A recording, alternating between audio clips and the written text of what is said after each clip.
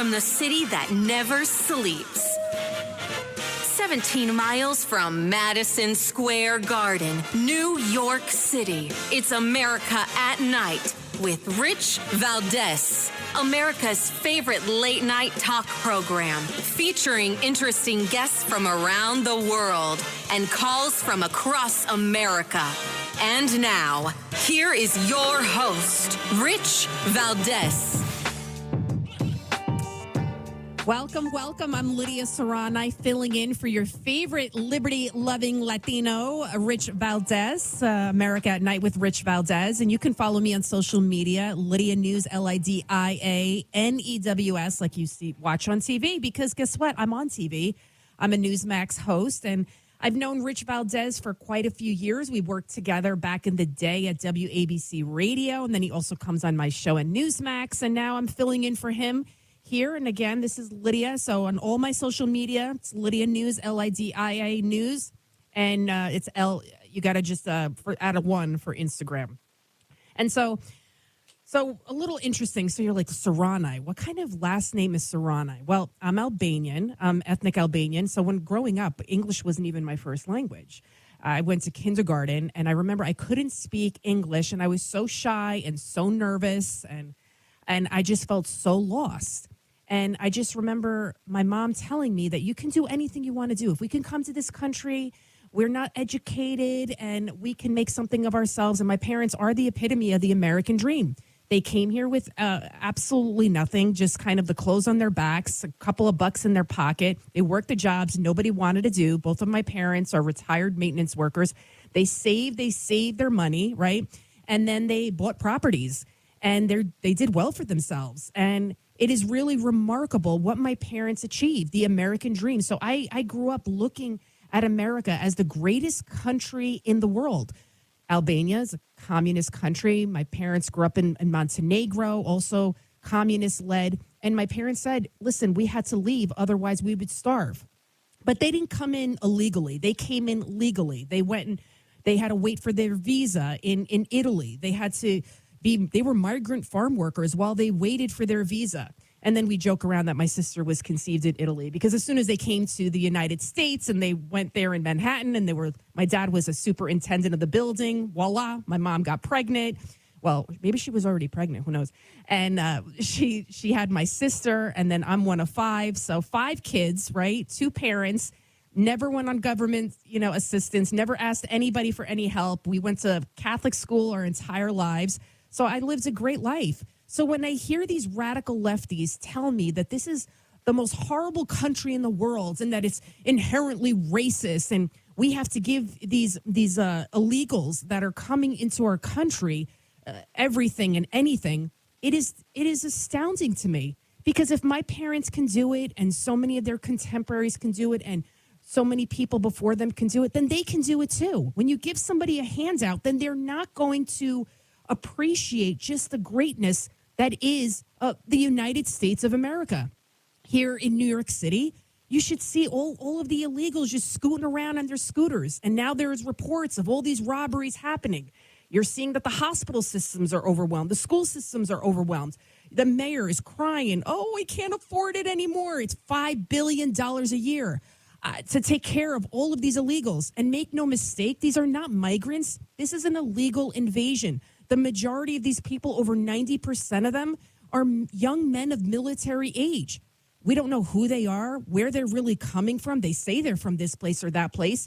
And now the majority of these illegals are from China. And who told us that China was a great threat? President Trump.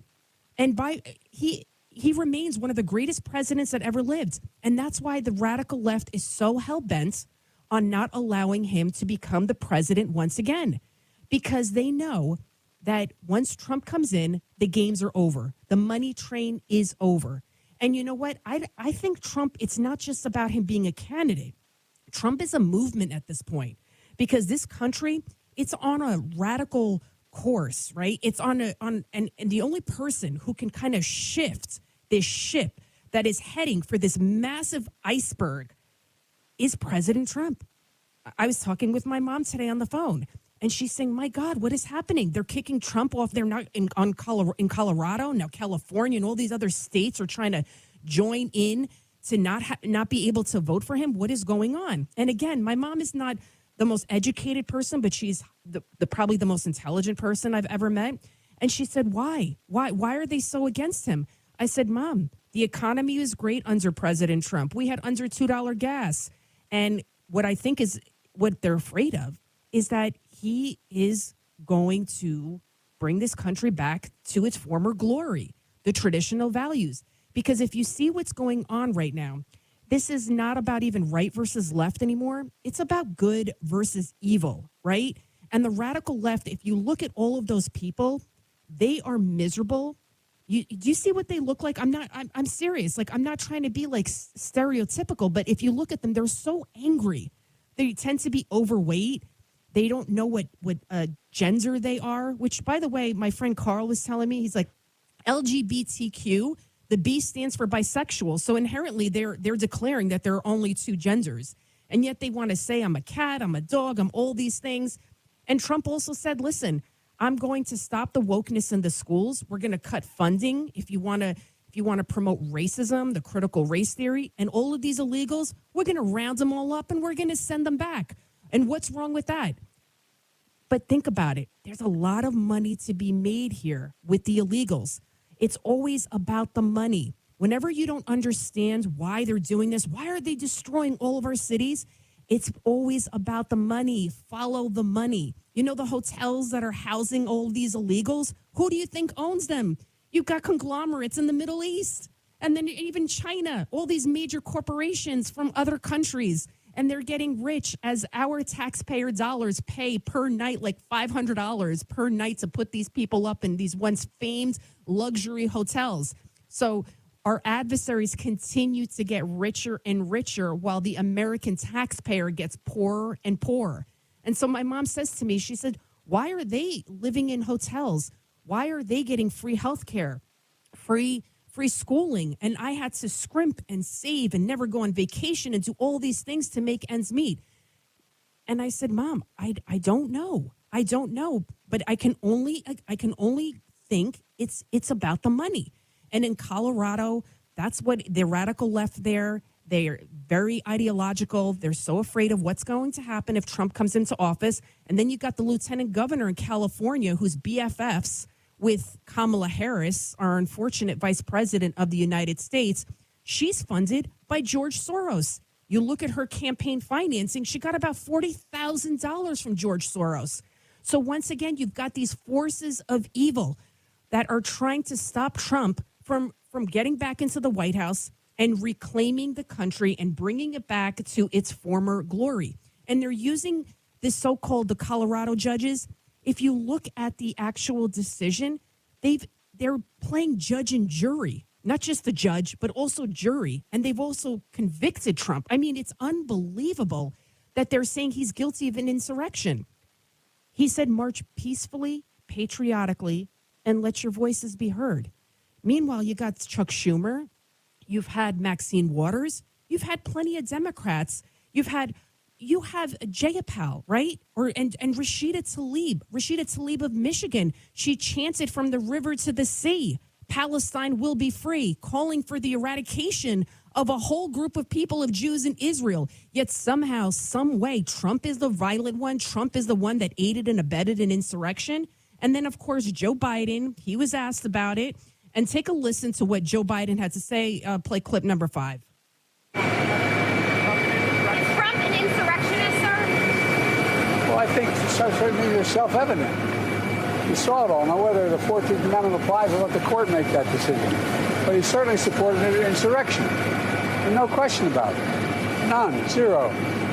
And he seems to be doubling down on about everything.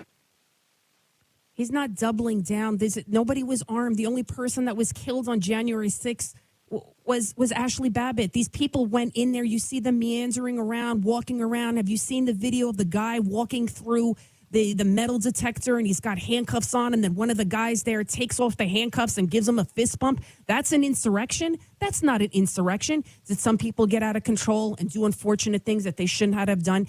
Absolutely. But don't say it's an insurrection. That's why Trump's never been charged with an insurrection. That's why they're trying to get him on all of these other baseless charges. If he was guilty of an insurrection, I can guarantee you they would have charged him with it. So make no mistake, what is happening here is an assault on democracy. We've got a lot more to discuss.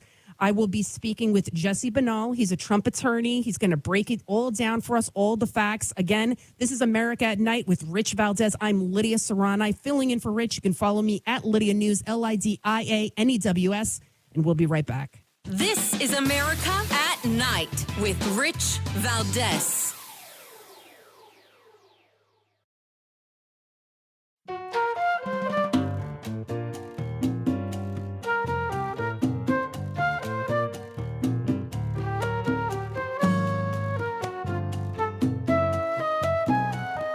America at Night with Rich Valdez. This is a hollowed out husk of what the country was built on. The basic principle that we, the people, select our leadership, not the unelected elite class in the back of palace halls. That's old world Europe, not the United States. That's why I'm making a pledge today that I will withdraw, I pledge to withdraw from the Colorado GOP primary ballot unless and until Trump's name is restored. And I demand that Ron DeSantis and Chris Christie and Nikki Haley do the same thing, or else these Republicans are simply complicit in this unconstitutional attack on the way we conduct our constitutional republic. I refuse to be complicit in that. I think what they're doing is wrong. And I think it's up to Republicans to step up and stand up with a spine for our country's future.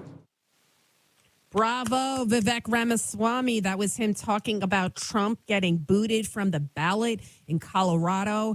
And it's not over. It's not over. It is scary, though. You worry because you're like, wow, if he gets kicked off in Colorado and say the Supreme Court affirms it, then all of the other states will join in.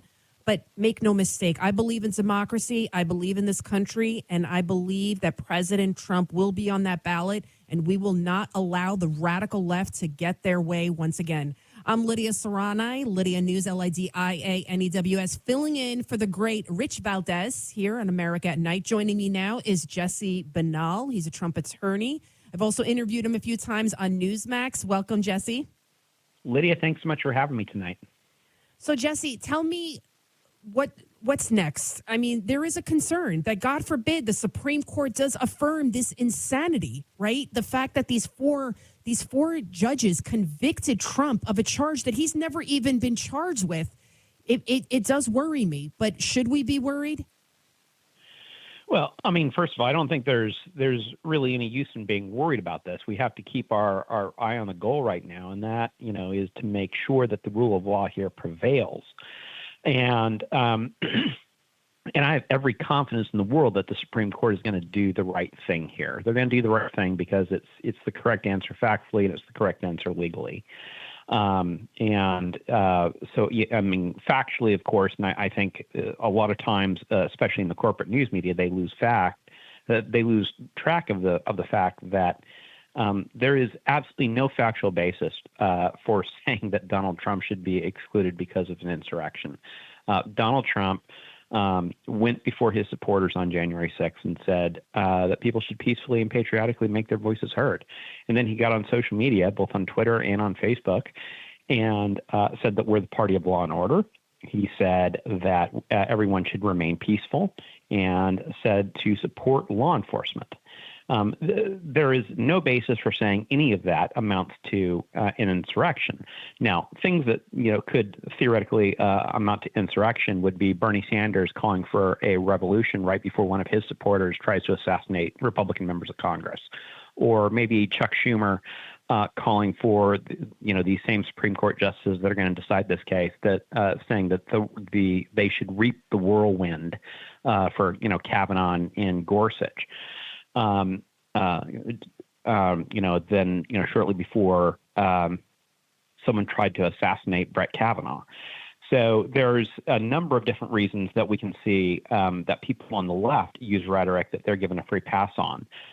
But Donald Trump did nothing wrong here, and I think the Supreme Court has to recognize that. And then for any number of different reasons, even just the legal case saying that the 14th Amendment would apply here is just hopelessly flawed, which is why every single other court that's considered this question has rejected it. And I think the Supreme Court is going to go with all those other courts that have rejected this spurious argument rather than the unfortunate politicized decision that came out of Colorado the other day. This seems like political interference, campaign interference, lawfare at the highest level. Why didn't they come after Trump 3 years ago, right? January 6, 2021, several years ago. Why wait until he's dominating in the polls, not just among the GOP candidates, but when you look, he's leading Biden in a hypothetical head-to-head in all 7 swing states. They are so deathly afraid that he will be back into the White House. Well, that's right, and that's why they're doing it now, is because they're trying to pull out all the stops, whether it's Jack Smith, Fannie Willis, or this Soros-funded group that's going after Trump in Colorado to keep him off the ballot. The thing that they all have in common is that they don't trust the American people to decide this election. They want this election decided in courtrooms by judges. They don't want it decided by the Americans at the polls. What I don't think they've figured out is that they're not very good politicians. And they're going up against Donald Trump, who has captured the imagination and the hearts of the American people. And so by them going out there and trying to take on Donald Trump in a political forum, the way that they've turned courtrooms into political forums, unfortunately, it's backfiring huge.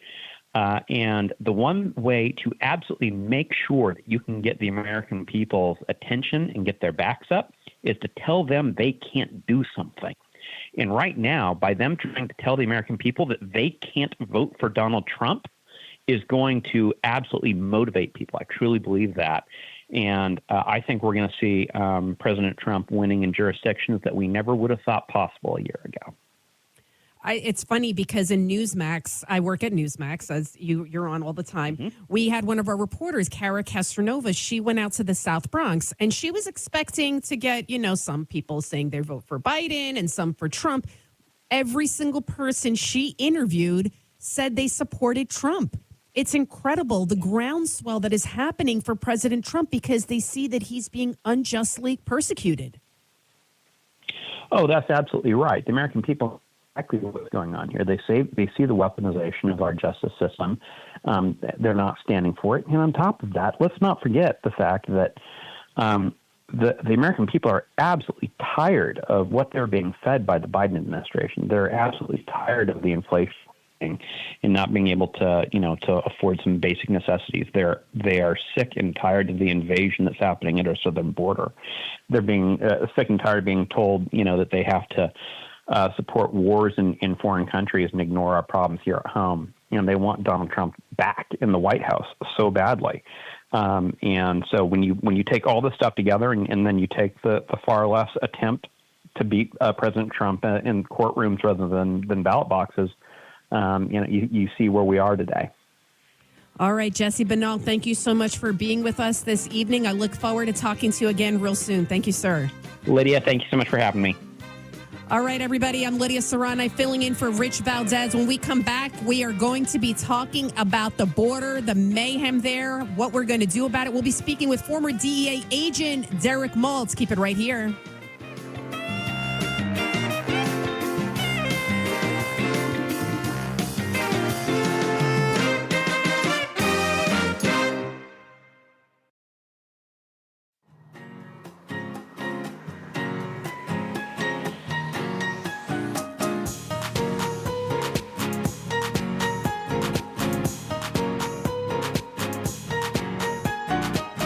This is America. This is Night. This is Rich Valdez. I'm very concerned because the Republicans have never gotten immigration right. That's just the fact of it. There's not very much that the Republicans get right in general. And so to basically say that issues of national security as it relates to how we're going to take care of our allies should be tied to this mangled immigration process is absolutely insane. I mean, when you look at somebody like Greg Abbott, my governor, and his solution is to basically say, hey, we're going to kill people that are trying to come in. Like, that's not a solution. Like, the Republicans don't have the solutions. They want to continue to defund the aid that is going, not the aid, but they're continuing to defund border security. Well, I mean, who's going to sign up for this job and you're not paying worth anything? And welcome back. This is Lidia Curanaj filling in for the great Rich Valdez. And you were just listening to the ridiculous Congresswoman Jasmine Crockett of Texas, and she's blasting Republicans on immigration. I don't remember it being broken under President Trump. Meanwhile, under Biden, just this past week alone, we're seeing about 10,000, at least 10,000 illegals being processed. Okay, processed. That's not counting all the gotaways, millions. As we speak, there are millions and millions of people here in the United States. We have no idea who they are, where they're coming from, and with them comes the sex traffickers, comes the drugs. Because think about it, if these people were like my parents or your relatives or grandparents, they would have come here the legal way. I am all for immigration. I wouldn't be here without it. But for legal immigration, that's what this country was founded upon, law and order. Joining me now, someone who knows a lot about law and order, is former agent special in charge of the DEA, Drug Enforcement Agency, and that is Derek Maltz. Derek, thank you so much for joining us, sir. Thank you very much for having me, Lydia. Appreciate it. So I want you to take a listen to this soundbite from White House Press Secretary Karine Jean-Pierre. She says it's actually usual for thousands of illegals to cross the border. It's clip number 14. Take a listen. And what we're seeing here at the border, the migration flow, increased migration flow, certainly it ebbs and flows. And we're at a time of the year where we're seeing more at the border. And it's not unusual. This is an immigration system that has been broken for decades. And the president has taken this very seriously to try to do more. Derek, what do you think about that ebbs and flows? We didn't see this kind of flow under Trump. Well, I would say that she's totally delusional. It's part of the deception campaign. They're putting out false information. It's kind of like the Homeland Security Secretary puts out information saying that he's got operational control of the border, which is a complete lie. And it's just very, very disheartening because the American public is being impacted by the massive migrants, illegal migrants that are coming into the country every day. We have migrants from over 180 countries now, and it's really alarming that this White House is putting out false information to the public. 12.6 thousand encounters, all-time record on Monday this past week. So I don't know what she's talking about. And with the illegals, right? And the majority of these guys, so I've been calling it an illegal, I've been calling it an invasion. You know, I don't call it migration. Migration means you go from like point A to point B. This is an illegal invasion, and these are young men of military age. And they're like, oh, well, they're asylum seekers. You know, it's funny because you look at the news, right, the establishment media, and they kind of hyper-focus when you see, like, the kid or the mom. But when you go to the Roosevelt Hotel, that's like a migrant processing center here in the heart of New York City, you see that it's all young men of military age. So am I correct in calling this an invasion, Derek? 100% correct. I mean, just look at the Chinese nationals as an example. In 2021, we had 342 Chinese nationals apprehended by Border Patrol. In 2023, we had 24,125. Right now, the Chinese nationals, military-age men, are coming into America. They're setting up marijuana grow operations throughout the country. We just had a report out of Maine. There were 270 locations where there were Chinese nationals running these locations, but we don't know what they're doing. We think they're marijuana grow operations, but they're obviously counterintelligence operations as well. So we have mass amounts of unknowns coming into the country. As you said in the beginning, the gotaways are up to like 1.8 million known gotaways, and we don't know who these people are. So every American should be concerned. And it's a disgrace that the government, who's responsible for protecting every American, is completely neglected this. Actually, they have facilitated the Mexican cartel's ability to kill Americans as well, Lydia. And now Biden, he's talking about sending top officials and Homeland Security officials to Mexico to talk to them because he's taking this border. I saw a report on CBS News about it. It's not even, I mean, it's not really Mexico's responsibility to stop this. We should be stopping it at our border. And Governor Abbott, he wants to make it illegal to allow illegals to come into his state and that to allow the authorities to arrest them, to boot them. And yet they want to call him all these names. They want to call Trump Nazi, a Hitler, a Nazi type of person, Mussolini, you name it, when all he's trying to do is preserve some sort of national security. Right. So, Lydia, one thing I want to tell you, and I'm not sure if you know this, I was at a conference 2 months ago in Jamaica with the DEA, the largest ever law enforcement global conference on drug trafficking. There were 130 countries there. One country that did not show up was Mexico. Let's think about that for a second, Lydia. We have a situation where we have historic amounts of young Americans dying from poisonous fentanyl coming in from the labs in Mexico, and the one country that didn't show up was Mexico. How is it possible that this government will continue to give billions of dollars to Mexico when they kick sand in our face and didn't show up to a conference in Mexico? I mean, I'm sorry, in Jamaica. It's unbelievable that this happened. I was so pissed off, Lydia. I was there, and I was calling them out. I was putting out videos, but no one's talking about that. And this is the kind of attitude that the Mexican government has. They're corrupt. They're very soft on crime. And if you look at recently, there was a study done that the Mexican cartels are the fifth largest business enterprise in Mexico. So why would they want to shut down their fifth largest business enterprise? Because they're getting kickbacks, and that's a real problem.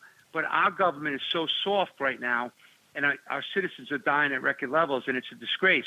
But I was in Phoenix this week at the Turning Point USA conference, and on the plane coming back into Florida, I could not believe what I saw at the airport in Phoenix, with people sleeping all over the airport, migrants coming on the planes. They had no idea where they were going. They were sitting in the wrong seats. They were causing chaos on the planes because they didn't speak English. They had no idea what they were doing on the planes. I never seen anything like this in my entire life. It is unbelievable. And, you know, fentanyl, right? What are the studies? They say like over 100,000 people, drug overdoses, but people are getting poisoned. And this is purposefully being done. And then President Biden, he met with China's President Xi Jinping, and he promised to not send the chemicals through Latin America anymore. And then because that's what happens, China sends the chemicals to the Latin American countries, to Mexico. The cartels put it together, and then they smuggle it all across the border. And so President Biden, supposedly, we're supposed to believe President Xi. Meanwhile, look what he does to the Chinese people themselves, to the Uyghur Muslims enslaved there. And yet somehow, some way, we're supposed to entrust that he's not going to send the chemicals that are killing Americans at record levels. Now, Derek Maltz, again, we're speaking to Derek Maltz, former special agent in charge of the DEA. Do you believe that the number is 100,000? I mean, they're saying 80,000 from opioid, or is it even more? Because I keep hearing about people overdosing more and more every single day. So, Lydia, good point. I believe it's way higher. It's very sad that the CDC cannot provide us the accurate and timely statistics on the fentanyl poisonings and fentanyl deaths.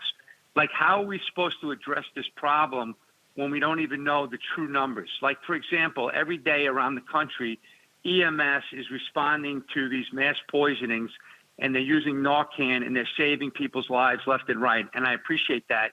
But in order to address this problem, we have to have an honest understanding of how many people are getting poisoned. We have definitely way over 100,000 deaths from drugs in 2023, but we don't even know because the CDC is like 6 months behind. During COVID, we had every night the amount of COVID cases, the amount of COVID deaths, but we can't get an accurate accounting of the amount of people dying from fentanyl. It's disgusting. It really is. And I want to keep this conversation going because we're having such a good conversation, because I want to talk about the sex traffickers. I want to talk more about fentanyl, how it's being made, the cartels, because you're a wealth of knowledge, Derek Maltz. So keep it right there. And then on the flip side, we'll be at 11 o'clock, we'll be talking to General Blaine Holt. He's a favorite of this program. We're going to talk about foreign policy and oil and how they're using Colombia, they being the potential terrorists, to get into our country. We'll also be taking your phone calls, 1-833-4-VALDES, VALDES. That's coming up in a bit. Again, I'm Lidia Curanaj, Lidia News, LIDIANEWS, filling in for the great liberty-loving Latino Rich Valdez. Keep it right here. You're listening to America at Night. This is America at Night with Rich Valdez.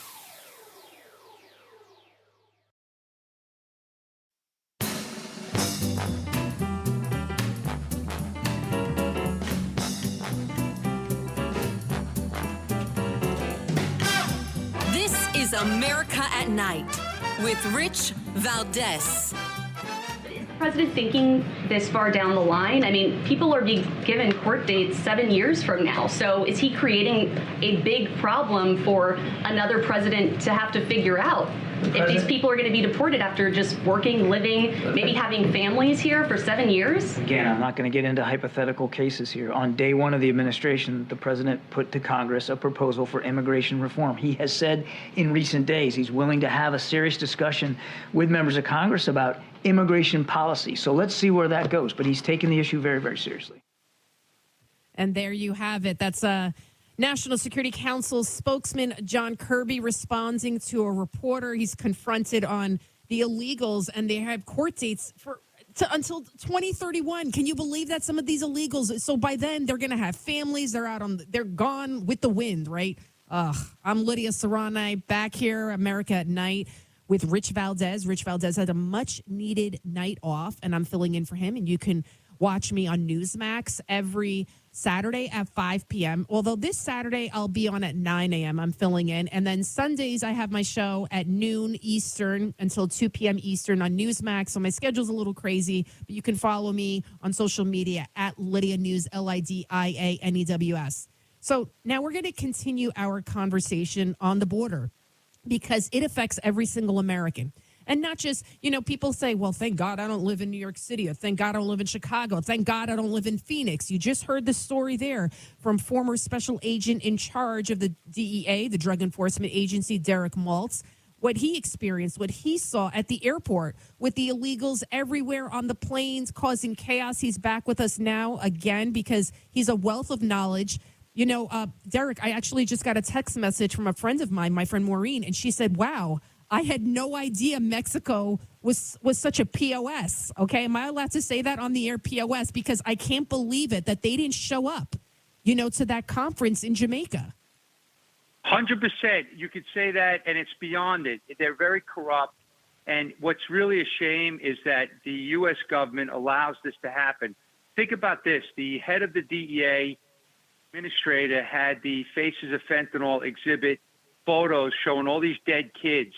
And she was very, very passionately talking about how we have to cooperate and collaborate with all the countries to go after these criminals that are killing our kids.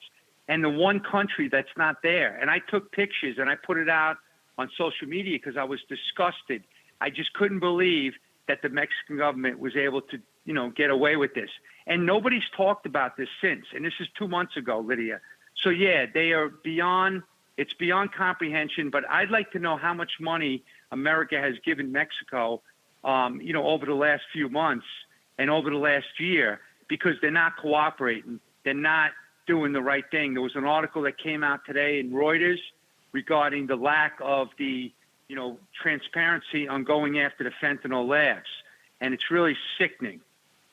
Do you remember when President Trump said that he wanted to treat the cartels as if they were terrorist organizations? He wanted to bomb them into oblivion. He said he wanted to have a capital punishment for drug dealers, because fentanyl kills tens of thousands of people. So they're essentially they're murderers, mass murderers. So he said they deserve the death penalty. And everybody went crazy. But once again, President Trump was right. He was right on the money. You have to take this really seriously because our young people are being poisoned at record levels.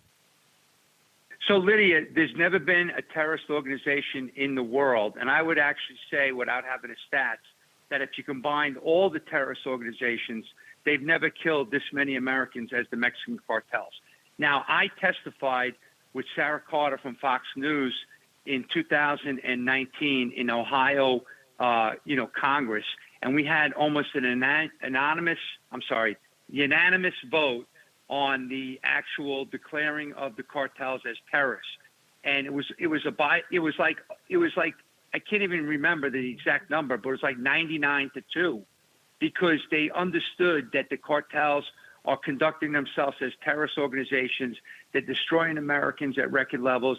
They're poisoning our kids at record levels. And of course, Ohio Congress can't do much about declaring the cartels as terrorists. President Trump wanted to do it, but all the bureaucrats in Washington, specifically the State Department, they felt that it was too aggressive. This is our, southern border trading partner, this great country of Mexico. But it's disgusting because right now we can no longer rely on soft on crime, corrupt leaders in Mexico to save our kids. And meanwhile, they want to kick President Trump off the ballot, when meanwhile it should be Biden. Because if you look at what he's doing, he's aiding and abetting this invasion. He's aiding and abetting the murder of hundreds of thousands of Americans. I say, he's guilty of that phrase, that word that rhymes with reason. Derek Maltz, a former special agent in charge of the DEA. Thank you so much, sir, for being with us this evening. And I look forward to talking to you again real soon, and keep up the good fight. Thank you so much for all that you do for our country, especially for our young people. Thank you, Lydia. Have a great night. All right, everybody, I'm Lidia Curanaj, filling in for the great Rich Valdez with an S. And we're going to take some phone calls, I think, right? Will we have some time, maybe, a phone call or two before we go to break at the top of the hour? You can give me a call at 1-833-4-VALDEZ. That's 1-833-482-5337. We'll be right back. This is America at Night with Rich Valdez. Call now, 833-4-VALDEZ. That's 833-482-5337. 833-4-VALDEZ. That's Valdez with an S.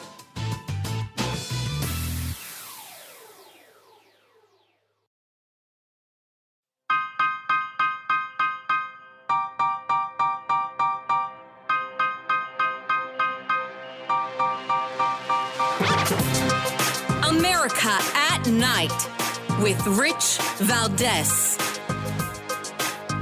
And welcome back to the Rich Valdez Show. I'm Lidia Curanaj, filling in for Rich Valdez. You can watch me on Newsmax every Saturday and Sunday. Sundays at noon, Saturdays at 5 p.m., although I'll be in at 9 p.m., all of it Eastern. And I used to do radio before this at WABC Radio. You can watch me on social media, follow me, what I'm doing. Lydia News, LIDIANEWS. And you can add a 1 there for Instagram. I called for some phone calls. We don't really have so much time at this segment, but I will on the back end. Coming up, we'll be speaking with General Blaine Holt. We're going to be talking about foreign policy, talking about Israel, talking about what's going on over there and Ukraine. I also want to talk to him about Colombia. Right. So apparently there's a way now for all of the potential terrorists to come in through Colombia to come here to the United States. It's an incredible story. I heard Blaine talking about it the other day, the general, and I was just like, wow. Like, I'm afraid. Lindsey Graham, he said, I've never been more afraid in my life than now. We've never, of another 9/11. And you know what? I'm afraid. And I was around for 9/11. I was working at CBS News, and I remember what that did for our country. This would not have happened if President Trump was still in the White House. Weakness begets aggression, and that's what we're seeing because we have Joe Biden in the White House. Don't worry, Jane Marsh. I will be getting back to you. I'm Lidia Curanaj. You can give me a call at 1-833-482-5337. That's 1-833-4-VALDEZ with an S, and we'll be right back.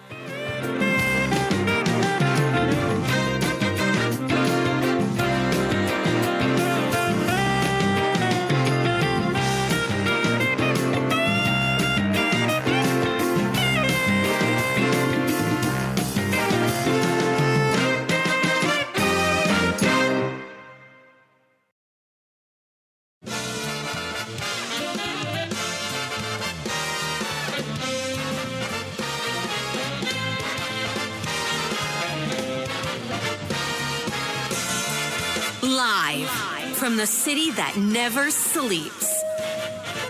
17 miles from Madison Square Garden, New York City. It's America at Night with Rich Valdez, America's favorite late-night talk program, featuring interesting guests from around the world and calls from across America. And now, here is your host, Rich Valdez. All right, welcome back to the Rich Valdez Show. I'm Lidia Curanaj. You can follow me on social media at Lidia News, LIDIANEWS, @1 for Instagram. You can watch me on Newsmax, where I'm a host. And Rich is a great friend of mine, and I'm so honored to be talking to all of you. And I'm also honored to introduce our next guest, Brigadier General Blaine Holt. General Holt, thank you so much for being with us here on America at Night with Rich Valdez. Merry Christmas. It's great to be with you on the radio, Lydia. Merry Christmas. You know, it's funny. I go to the supermarket with my daughter and people say happy holidays and I say Merry Christmas back to the person. Is that offensive? Sure. No, it's not. Everybody can be merry at Christmas time. It's really okay. You know, and then I think about it, the word holiday, right? If I said to my sister, it's like Holy Day, HOLI, that's where it comes from. So either way you look at it, no matter how hard the left tries to take Christianity, tries to take Christ out of the actual holiday of Christmas, it remains. So Here you have it. Merry Christmas to one and all, and to all a good night. Absolutely. So General Holtz, I wanted to talk to you because the other day you mentioned something. We got a lot to talk about when it comes to foreign policy. Of course, Israel, we've got Ukraine, but then you also mentioned something about Colombia and how it's kind of being now, it's going to be used as a gateway for everybody and anyone to come into the United States. Can you explain that to the listeners? Yeah, so our listeners and our country is so focused and from the media, they're funneled into these things called Ukraine and Israel and China, Taiwan. I get that. I understand why those are big stories that need to be told. However, there's a really big one happening in our backyard, and that is our Central and South America. Our backyard of the United States is anything but stable. And Colombia, in recent years, has leaders now that are very sympathetic to Venezuela. They are very Marxist in their thinking. But when you think about their liaison to Venezuela, that means Iran, and that means China. And what Colombia just did the other day, which is unconscionable at a time when our border is wide open, instead of being helpful partners, what Colombia has done is opened up a free visa program for over 41 nations, encouraging them to come to Colombia, knowing full well they're going to go to the Darien Gap and come up north. And to make it even worse, one of the countries that's been given right of passage is Yemen. Wow, that is incredible. If you're a Houthi rebel terrorist, you can get on an airplane, go to Bogota, go to the Darien Gap, and you can be in the United States within 7 days of departure. It is incredible. And I think we have a clip from even the mainstream media. I mean, it doesn't get more left than MSNBC, a reporter talking about just how an Eagle Pass, like just the tens of thousands of illegals that are coming through. Let's take a listen. Another thing is these crowds here in Eagle Pass have never been this large during my reporting. This is the most people I've ever seen in Eagle Pass, and other reporters, colleagues working other parts of the border in Arizona, in Jacumba near San Diego tell me the same thing. We have these conversations, and the conversation is always, wow, I've never seen this number of migrants arriving. And we know from the reports coming from the government with these numbers. So we have the number of apprehensions, the numbers of encounters, everything is spiking. So we don't know what this will mean moving forward. We just know that the numbers are much larger as the resources are spread thin. General Holt, where's our border czar, Kamala Harris, Miss Word Salad herself with her cackling laugh, right? She's supposed to be the one to control everything going on at the border, right? Has she even been there? Yeah, Has anybody? I mean, it's a joke. It is a joke, and here's the shock. I think that Vice President Harris is exactly on track with what this administration wants to do. They think that by having a wide open border, they're going to lock up Democratic voting gains forever. I think it's really hilarious that now reporters on the left side at MSNBC and others are starting to even in their parlance, get nervous and excited about this when it's, there's over 8 million people unaccounted for in this country, and many of them are fighting age men. And the second the UN value cards and the money assistance and the food assistance goes away, it's not just going to be voting that's going to be our problem. It's going to be that they're turning on us and taking our stuff because they don't have survival needs. Or they're going to be summoned by either China, Iran, Russia, and activated into terror acts against us. And if we don't start thinking about deportations right now, unfortunately, by the fall, that's the outcomes we're going to be facing. You know, I agree with you. I was talking about this with a friend of mine, and I was saying to her that once the money runs out, because we can't do this in perpetuity, right, to take care of these people and put them up in the luxury hotels and the meal cards and the clothes and all that stuff, then what happens? So even those illegals that come here, that don't come here for nefarious reasons, that come here, obviously the majority of them are coming here for a better life. They then turn to a life of crime. And so that's what ends up happening. We saw that with MS-13. That's a gang that became prevalent in Suffolk and Nassau County, which is Long Island, right outside of New York City. And they were extremely brutal, and they killed other Latinos. And so, most of those kids, because they were kids like young people, they came in as unaccompanied minors. So even the kids that come here, they often turn to a life of crime. Yeah, well, so I would just put a pin in that. I would say rather than coming here for a better life, they're coming here for your better life. They're coming. These people don't espouse or assimilate or aspire to be Americans.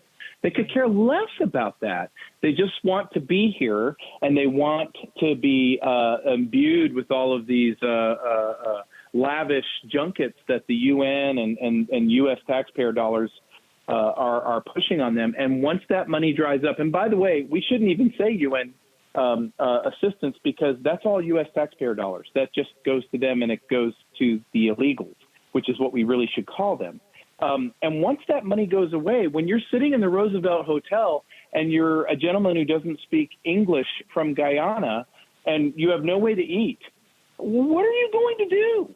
There's very little options for you other than to go out and forage for yourself. And that will come at the expense of a law-abiding, tax-paying citizen. And that's where the brutality of all of this sits. Now, my friend Michael Yon, who's a war correspondent, he's down in the Darien Gap right now, and he's doing God's work. But what Michael tells me is, even today, is that these policy changes that Colombia has made and the Darien Gap refugee centers, which are paid for by U.S. tax dollars, are going to enable a 1 million refugee per month exodus into our country.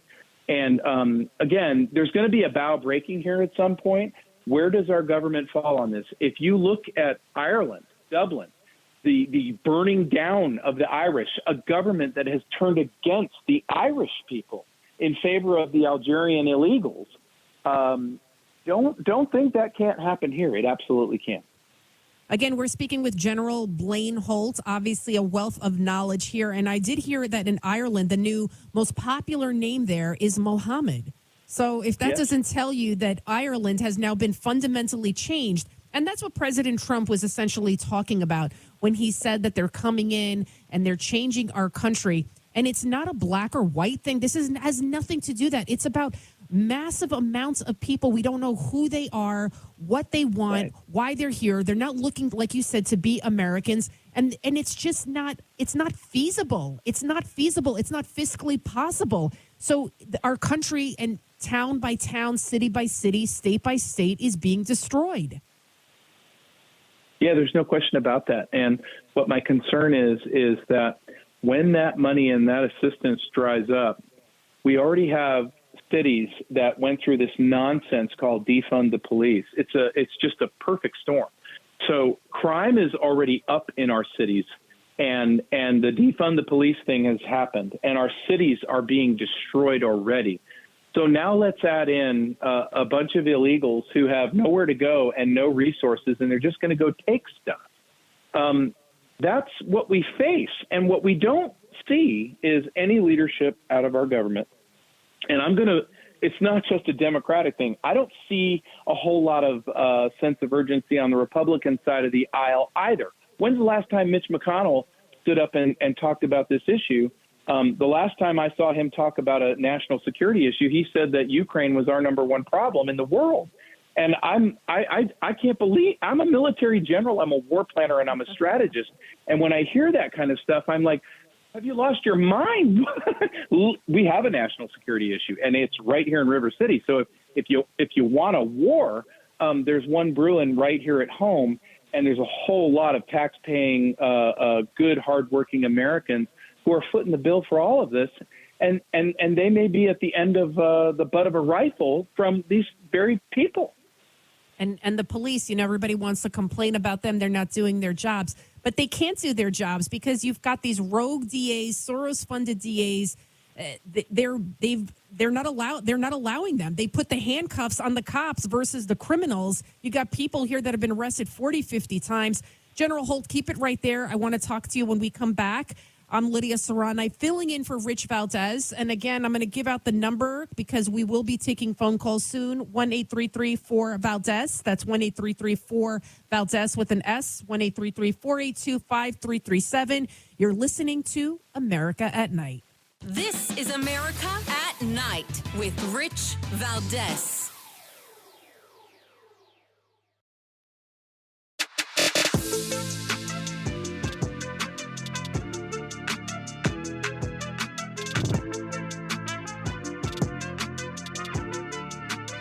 Call now, 833-4-VALDEZ. That's 833-482-5337. 833-4-VALDEZ. That's Valdez with an S.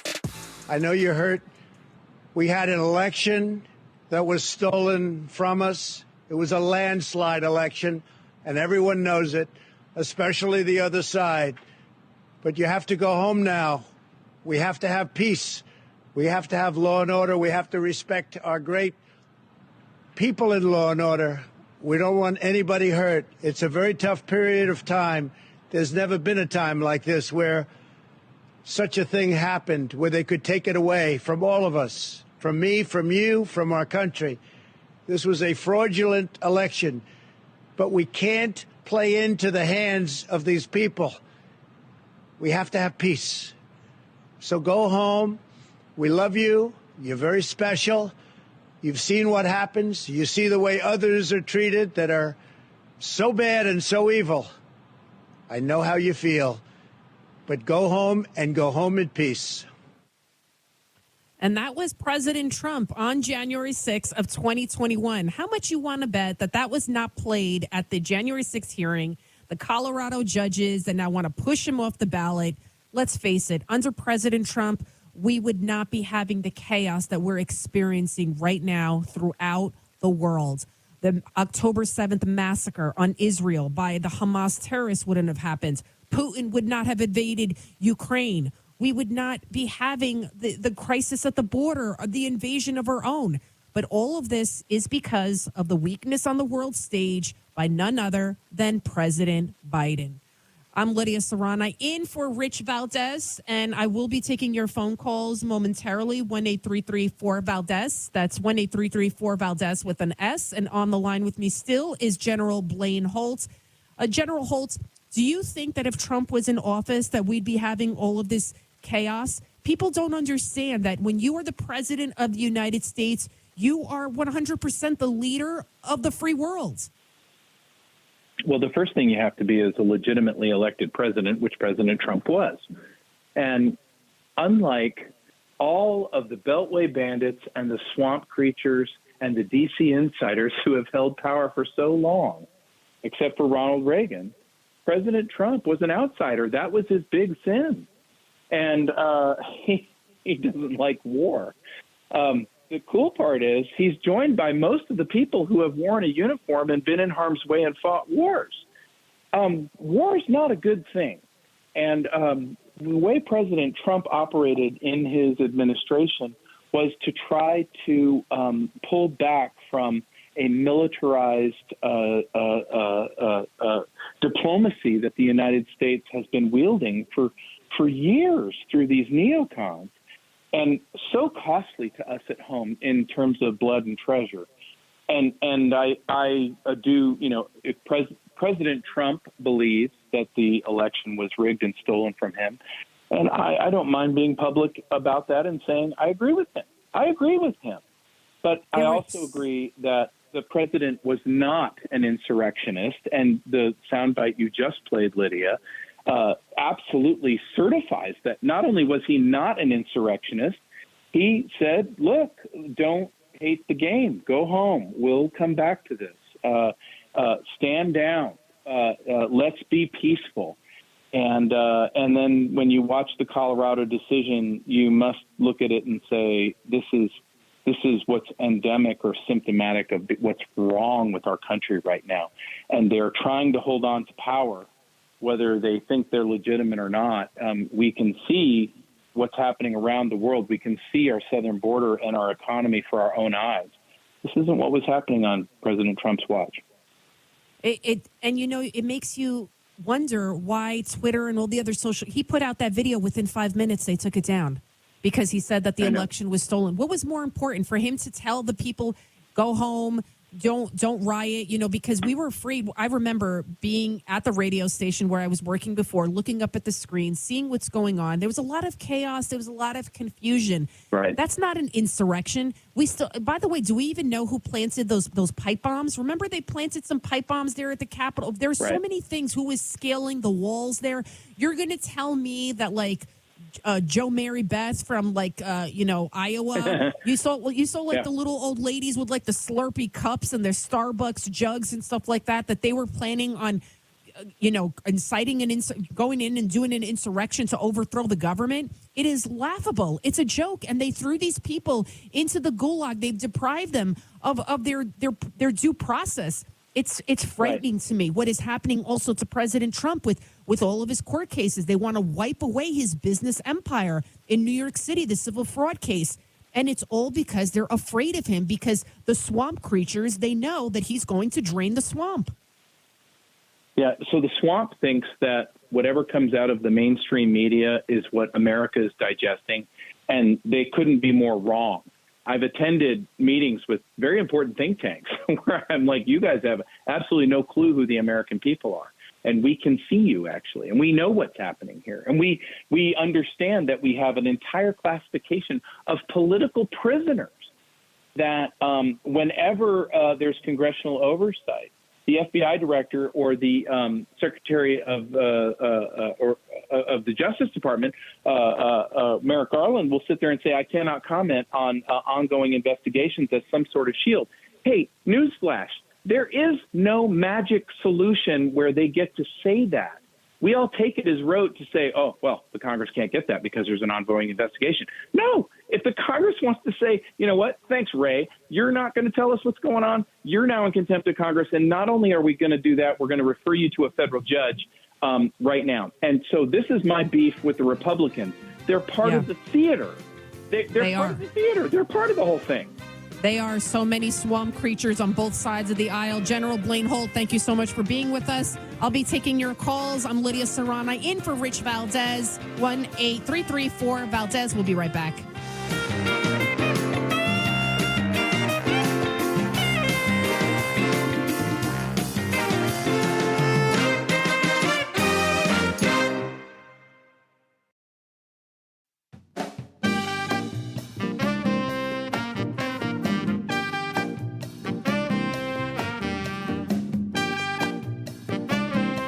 Call now, 833-4-VALDEZ. That's 833-482-5337. 833-4-VALDEZ. That's Valdez with an S. I just think the Democrats wake up every morning, Emily, and they look at the calendar. The iPhone says January 6, 2021. The date never changes. And then they get an electric vehicle and go get an abortion. I just described the Democratic Party to you in 7 seconds. That's it. That's what I see. That's Kellyanne Conway, former advisor to President Trump, describing the Democrat. And you know what? I have to agree with her. All right, let's go to our phone calls because we got a lot of people calling in. Let's go to Jane from Albany. Jane, welcome to America at Night with Rich Valdez. I'm Lidia Curanaj. What's your question? Hi. Yes, Lydia. Yes, on Newsmax. Yeah, I never miss you. What? Okay, I'm here in Albany. We sort of live in hell here. Governor Hochul has filled our hotels with illegals. You go to the grocery store after 8 o'clock at night, you're going to run into young prostitutes being dropped off by men who don't speak English. Empty stores are being filled. They have motorbikes everywhere. I went out in my backyard one day. I'm 15 miles outside of Albany. There were illegals out behind my shed relieving themselves. That's really nice. And people criticize the cops. You know, there's just so much that the cops can do. They can't be everywhere at every single minute. And Hochul's taking over retirement, elderly care apartments and flooding them with illegals. So no one really feels safe. I mean, how do you feel safe in your city anymore? How do we? And how do we consider she's bringing these people in, flooding the cities, and buying, they talk about ballot harvesting. They're voter harvesting, in my opinion.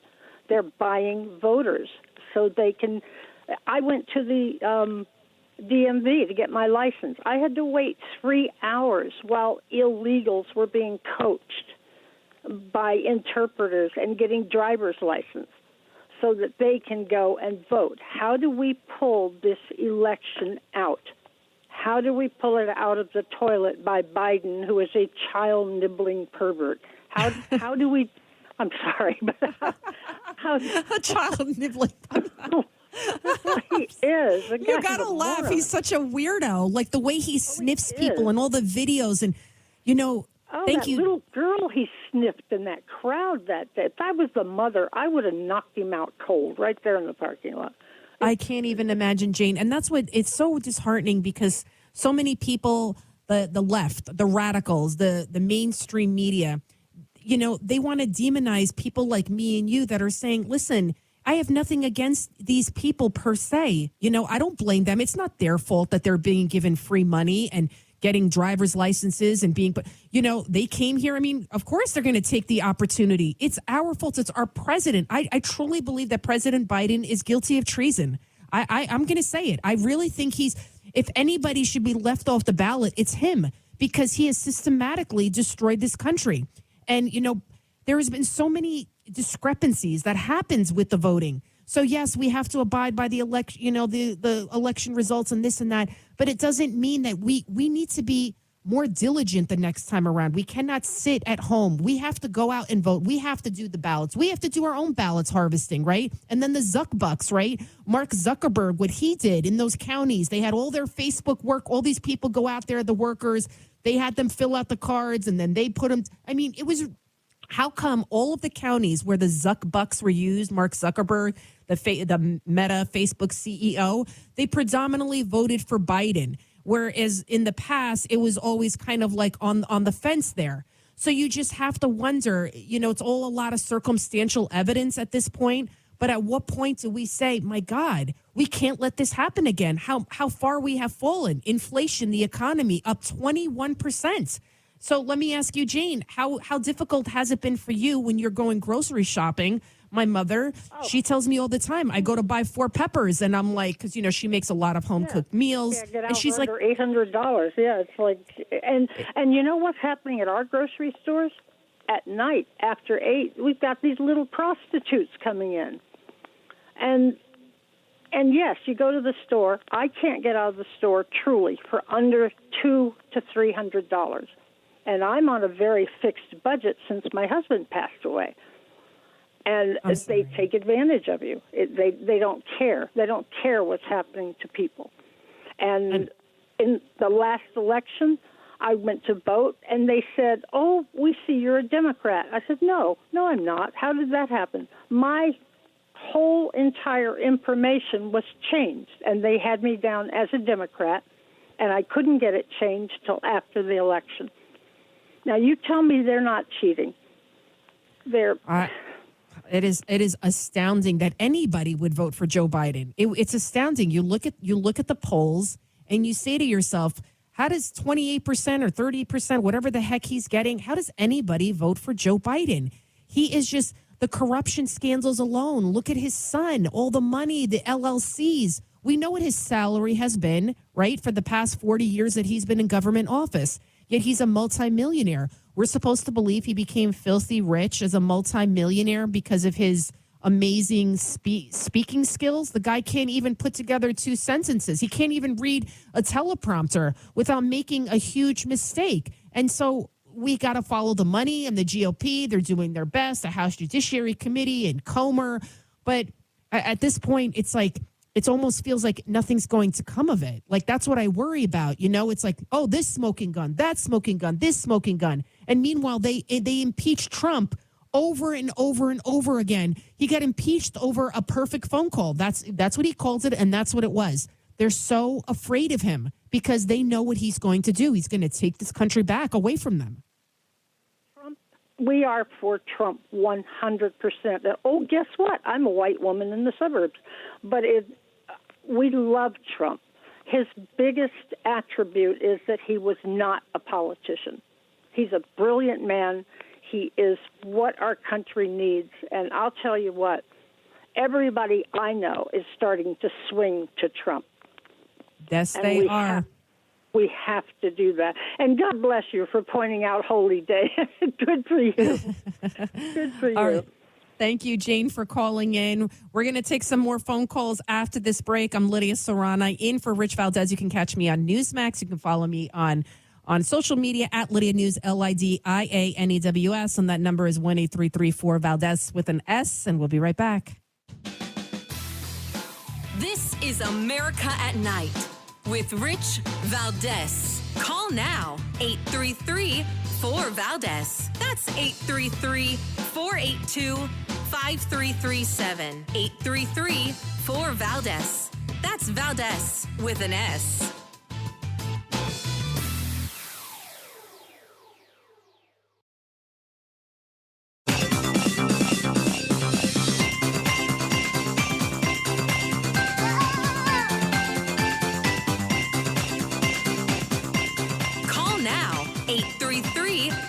Valdez. That's 833-482-5337. 833-4-VALDEZ. That's Valdez with an S. And welcome back to America at Night with Rich Valdez. I'm Lidia Curanaj. You can follow me on social media at Lidia News, LIDIANEWS, and add the one on Instagram. And you can watch me on Newsmax every Saturday and Sunday. Sunday, I put on a really good show. It's called Sunday Agenda at 12 noon Eastern to 2 p.m. You don't want to miss it. And you just heard from a couple of great guests, and now we're taking some phone calls. Let's go to Anna from Dahlonega, Georgia, and she has a very important question to ask. Yes, Lydia. Nothing's lucid anymore in this country, and I'm concerned about what the outcome, what the scenario would be if this guy in Washington, if he wins again, it's illegal vote. But what happens if he does that again? What are we going to do if that happens again? I mean, can't we just, I can't believe that this is happening one time, but I couldn't imagine it extending out another 4 years because they're pushing back on Trump really, really hard. They really are.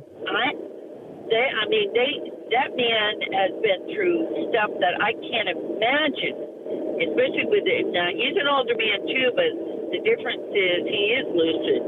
And I'm very concerned. I'm very afraid that right now there should be the federal marshals going in there and getting really seriously and getting that guy out of the office. Look what he's doing. He's putting us in harm's way. And, I don't know what else he could do. What could a president do to make it worse? nothing. That is the worst possible scenario that we have going on right now. And, you know, most of those guys coming over that board, most of those people are men. Right. You know, that speaks loads to me. And what are they doing? Well, why are they here? Well, hell, I know why they're here. They're going to take over this country. And that I'm not. That's what invaders do. That's what invaders do. They take over countries. You're right, Anna. For thank you so much from calling in from Dahlonega, Georgia. That's what they're doing. They're taking over this country, one town, one city, one state at a time. Even Democrats. You got Mayor Adams. He's going to Washington. Mayor Adams of New York City. He's been going to Washington. I think he's been 10 times already. But all he does is ask for more money, more of our money, okay? You know what I can't stand? I can't stand the way President Biden makes it seem like, oh, I wiped away all the student debt. Oh, I'm doing this, and I'm giving this money, and I'm doing that money. No, that is our money, our hard-earned money that you are giving away without our authorization. You know, every time I get my paycheck, I just say to myself, my God. I remember my mother, she would say, like, there's no point in even me working overtime because the government just gobbles it all up. And then to see these people riding around in their little scooters in Albany, you just heard here in New York City, you're seeing them all over the place, riding around. They're getting money. They're doing God only knows what, cash deals of this or that. And then on the flip side, they're getting free hotel stays. They're getting meal cards. They're getting clothes. And they're getting free health care, the free education, you name it. And then on top of it, they're getting all this pity, right? The mainstream media, oh, we feel so sorry for these people. No, you know what? We can't take in the world. We can't take care of everyone. You want to come to this country, file the paperwork, if it's for asylum, and do it the right way. There's a reason why these people are coming in through the border. China, I mean, really, we've got all these Chinese nationals, tens of thousands, people from the Middle East. There's a reason why they're coming through the border, because it's unvetted. And the fact that our own president is aiding and abetting this invasion, the only bright side about all of this, Anna, is that I feel like this might be the straw that breaks the camel's back, because you're seeing a lot of neighborhoods that a lot of Democrats, they're like, oh, my God, wow, this is getting a little crazy. But that's what they need to do. They need to take all of these illegals and they need to put them like in Chappaqua, where Hillary Clinton lives. That's where they need to put them. They need to put them by Chuck Schumer's house. Then we need to put them in Nancy Pelosi. They need to continue going to Kamala Harris's house. That's what they have to do. Remember when the migrants, the illegals, I shouldn't call them migrants, when they went to Martha's Vineyard? Oh, it's inhumane. How could you send them there? I mean, it's so ridiculous. Let's go now to Joe from Salem, Arkansas. Joe, welcome to America at Night with Rich Valdez. I'm Lidia Curanaj. Yes, Lydia. I tell you what, I'm going to make a note here when you monologue something out of your mouth that I disagree with. I agree with everything you've said so far, and that's kind of rare. Even Rich, I love him. 90% of what he says I agree with. Once in a while, there's a little something. Now, on that holy day holiday thing, I'm glad you brought that up. My research tells me that I is in the middle for a reason. That's man's holidays. The Y might stand for Yahweh, the great Elohim, the Heavenly Father, in holy days, as in the Old Testament. Anyway, that's my conclusion to that. And I tell you, I'm starting to like Swanee, however you say it. Yeah. that man's got guts, and I agree. The others need to join in with him, or they're going to fade out. They might as well go ahead and drop out of the campaign. You know what's interesting to me, Joe? You know what's interesting? You're from Arkansas. You have that thick, Arkansas accent, which I love, by the way. And here I'm from the Bronx. I'm from the Bronx, New York City. And yet we have so much in common, right? You agree with everything I'm saying. I'm agreeing with everything you're saying. And so that's what I feel like more people need to stop making judgments about this or that. If we just have a discussion with one another, we don't watch the mainstream media. We don't listen to them. We see them for what they are, limousine liberals living in their own little bubble world. America would be a fantastic place because by and large, most of us agree with faith. That's the most important thing, right? Your faith, then your family, then your friends. We want to be able to have our kids go from point A to point B. We want to be able to go to the grocery store without being afraid. Like you just heard Jane there talking about that she sees prostitutes now outside of her supermarket. So that's why I love hearing from people from all over the country, because at the end of the day, we all just want the same thing. Yeah, that's where Gene lives there. That's terrible. I mean, we live in one of the smaller counties. We only have one grocery store in the whole county. And I don't see the immigrants wanting to come into here because there's just not too much to offer. But if you know how to live, you can live a good life. And, it hurts me every time I go back and look at documentaries about the Civil War. I hope and pray that we don't have – see, like you're in Yankee country and we're in the Confederate country. But there was good reasons for what happened there and the outcome. But, I mean, I can't believe it's all over but the shooting. And if Biden gets in there, we may be in that fix again. We could be, because I think this country's on a collision course. It really is. And I'm scared of where it's going, because look how far we have fallen in just 3 years. Thank you so much, Joe, for calling in. We have to go to break. I'm Lidia Curanaj. You can follow me on social media, Lidia News, LIDIANEWS, add a 1 there for Instagram. You can watch me on Newsmax. And you're listening to America at Night with Rich Valdez.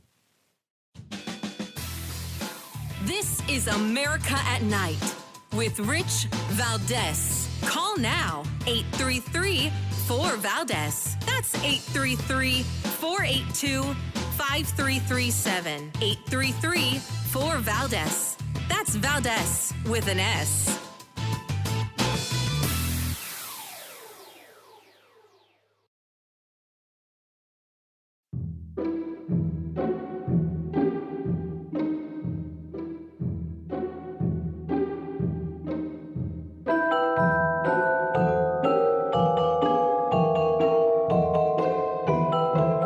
America at Night with Rich Valdez.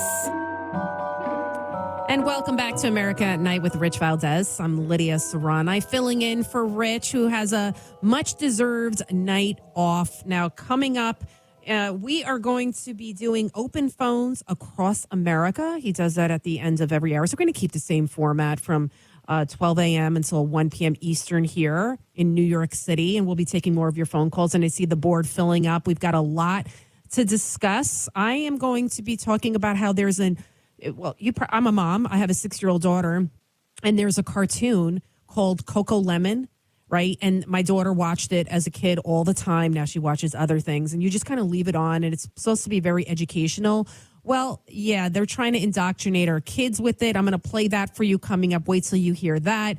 We'll also be talking more about the Pope and his recent controversial blessing of same-sex couples. We'll talk about that. We'll also be taking your phone calls and whatever you want to talk about. Of course, about Trump. We'll talk about the economy. We're going to talk about the border. And then also Trump might be holding a rally in the South Bronx. That's apparently a big talk here in New York. So a lot to discuss. Give me a call, 1-833-4-VALDEZ. That's 1-833-4-VALDEZ. And you can watch me on Newsmax. I'm there every Saturday, Sunday, also there during the week. I fill in for Greg Kelly, filling in for Rob Schmidt, all the greats. We do a great job on Newsmax. I love Newsmax. It's great. You can follow me on social media at Lidia News, LIDIANEWS. We'll be right back.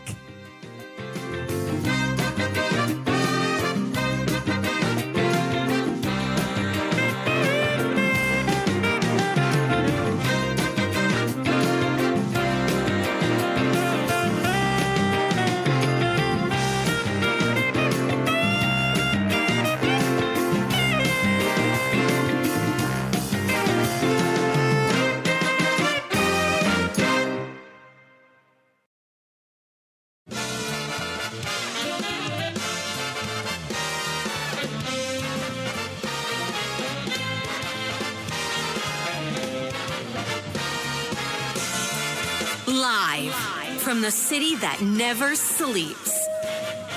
17 miles from Madison Square Garden, New York City. It's America at Night with Rich Valdez, America's favorite late night talk program, featuring interesting guests from around the world and calls from across America. And now, here is your host, Rich Valdez.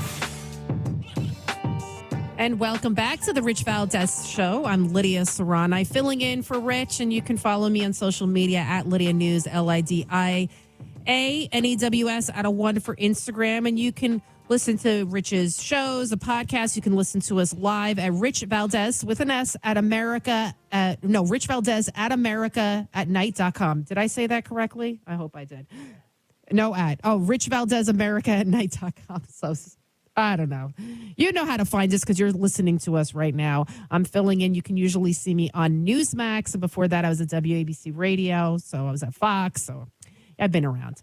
I want to get to our calls because we have this hour for open phones across America where we hear from people across America about the issues that matter. We can talk about the subjects on the show. I want to play this soundbite for you, this little clip out of Chicago. It's an elderly African-American man. They're at a city council meeting, and he's expressing his frustration over all of the illegals taking over his neighborhood. Take a listen.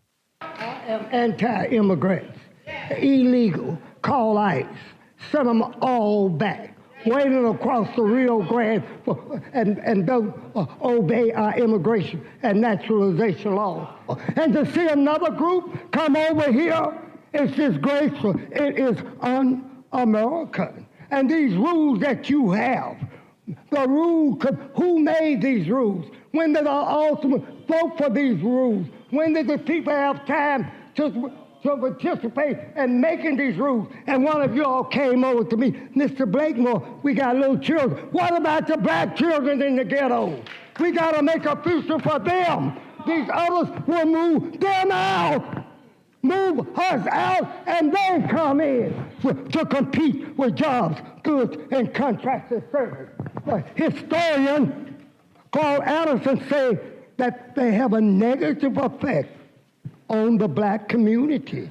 I'm strictly advocating for black people and call ICE on them. Trump, come in here, clean this mess up. The most corrupt city in the United States is the city of Chicago. And that's not my... Thank you, Mr. Blakemore, for your comments. Trump, come in here and clean this mess up. You are hearing more and more African Americans across this great nation absolutely frustrated with the Democrat radical policies that are destroying our neighborhoods. Lots to discuss. Let's go to Liz from Dallas. Liz, you're in Texas right there. You know a lot about these illegals, and you have a question about the fentanyl deaths, and you have a great idea. I want everybody to hear it. Hey, Lydia. Great program. Thank you for taking my call. Yes, a few years ago, we had weekly COVID death counts. Why don't we have weekly fentanyl death and overdose counts that are broadcast either, they were on the internet, they were on the news, and we hear nothing about the fentanyl death count. You're exactly right, because more people are dying from fentanyl poisonings than they are from COVID. The drugs, I'm sure you have somebody that you know, whether it be in your family or a friend or a family or a friend of a friend, that has experienced some sort of crisis related to drugs. And this is all because of the cartels. It's all because of the district attorneys that aren't allowing the police to do their jobs, the city council that have now, city councils in these Democrat cities, that they've demonized the police officers ever since the George Floyd, the BLM riots, and now we know that BLM should actually stand for buys large mansions, right? Because the woman that founded BLM, one of the co-founders, Patrisse Cullors, she's a black lesbian who hates men, hates the family unit, and is an avowed Marxist, right? And she calls Israel an apartheid state. And yet you had corporations falling over themselves, donating millions of dollars to this Marxist organization that was hell-bent on destroying this country, You had Chuck Schumer, Nancy Pelosi. You remember that in the Capitol when they were kneeling down, they were on one knee and they had those like cheap African scarves they probably got off of Amazon hanging around their necks. I mean, the radical ideologies, like, wake up. Like, it's our turn now, Americans that love this country, to wake up the woke. We have to vote back in Donald Trump, and we got to get Biden out because he's a traitor. That's what I feel. He's a traitor to this country, and he has no business being anywhere near any type of leadership role anymore. Absolutely. What do you think, Liz? Yeah, absolutely. The Bidens are owned by China. Yeah, they are compromised. Thank you so much, Liz from Dallas, calling in. Let's go to Penny from Nevada City, California. Penny, welcome to America at Night with Rich Valdez. And I'm going to give out the number again we're getting more calls, 1-833-4-VALDEZ with an S. That's 1-833-482-5337. Penny, what's on your mind? Oh, it's Denny. Oh, Sorry. Denny. They had it. No, it's okay. They had it as Penny. Okay. I just wanted to make a comment that I'm listening to your guests tonight, and I'm petrified. I am an old woman by herself. I live out in the woods, and I am just petrified. I'm thinking, what do I do to defend myself? Do I have to run out of my house and go hide in the woods if people want to come in here and take what I have? I don't think it's right. And I see the same thing going on in my town with illegals hanging around, and it's like they're just sitting on the sidewalk and they're getting their free meals, and it's not right. I want to get some comment from other people to maybe help me try to figure this out, because I'm scared to death. I really am. I know it is, Denny, it is a scary time. And, I sometimes I feel bad, like even talking about this stuff, especially at night. It's after midnight here in New York City. And here we are talking about a very serious topic about illegals, young men of military age. They're swarming the country, and our own president is allowing it. He's inviting them. I mean, think about it. The president of the United States is incentivizing people to break the law and to come into this country. And yet people like me and you, our parents, our family, our friends, our neighbors, we're law-abiding citizens. And yet if we roll through a stop sign, we get points on our license, we get, our insurance rates gets jacked up, and we have to pay over $200. And God forbid if you get caught texting behind the wheel, all of it's wrong. But I'm saying it's like these people, they break the law. We don't know who they are. They give a name. We don't know if it's a real name. We don't know if they've been already here in the United States or convicted criminals. I mean, how many stories have we heard? There was one recently in Martha's Vineyard, a convicted child molester from Brazil. He came back in. He sexually assaulted some more people. And that's why they come in through the border, because there is no real way. There's no possible way that the Border Patrol can effectively process these people. So instead of Border Patrol patrolling the border, they're just letting people in. Again, I mean, just on Monday alone, last Monday, right? We had 12,000 illegals that were processed, not 12,000 that arrived at the border, 12,000 that were processed. Never mind how many came in through the back door or wherever. We have no idea who these people are. And again, 90% of them, they're all young men of military age. Why? Do you remember during COVID that they built they were building these like tent city, like here in New York at least. They brought in the USS Comfort, which nobody ended up using. They talked about building like a tent hospital in Central Park. They were begging all the doctors to come out of retirement to deal with all the patients because the hospitals were overwhelmed, right? We're overwhelmed with all the illegals. Let's get a lot of these judges, even the ones out of retirement, and let's have them all at the border, right? If they make it to the border, all these illegals, we don't let them in. We stop them at the border. We adjudicate their asylum claims. We fast track it, right? Kind of like a COVID crisis, like they did with the doctors Remember, you would go through the drive-through, at least I did for COVID, and they'd stick that swab all the way up to your brain on both sides. So why don't we do that for the illegals? This is a national security crisis. It's a national health crisis because of all the people that are dying of the drug poisonings. So we could shut down the border and use the crisis of just the fentanyl deaths alone as to why we're doing this. If you remember, President Trump, under his leadership, he had shut down the border during COVID. He didn't create it. It's a health emergency order. He shut it down because we couldn't allow all these people to come in that we couldn't check to see if they had COVID or not. And these people that are coming in now, they also have diseases. They're not vaccinated. So while my kid and your kid, your nieces, nephews, grandchildren have to be vaccinated up the wazoo, I just got an email the other day, the nurse telling me, hey, we don't have Julia's vaccination record, and we sent it in since August. But I'm saying, and meanwhile, they're throwing in, not at my daughter's school, but at plenty of other schools, especially in New York City, they're sending all these kids that are the migrants, the kids of the illegals that come in, they're going into the schools. They're not vaccinated. And that's why we're seeing diseases that we haven't seen before all of a sudden pop up. So this is a national security crisis. This is a health crisis. Let's bring out all the judges and let's adjudicate what the heck is going on and see if you qualify for asylum, come on in. If you don't, go on back and try again. I'm Lidia Curanaj. You can call me at 1-833-4-VALDEZ. That's 1-833-4-VALDEZ with an S.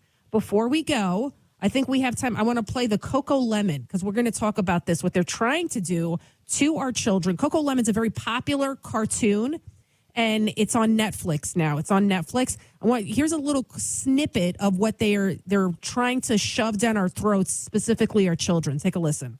Thing that we know about you, you love to get up and dance.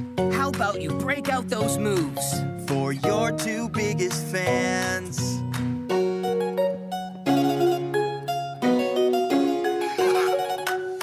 If you're not sure what to choose, think about all the things you like to do. Just be you. Just be me? Yep. When you're trying to decide, think about all the things you like to do.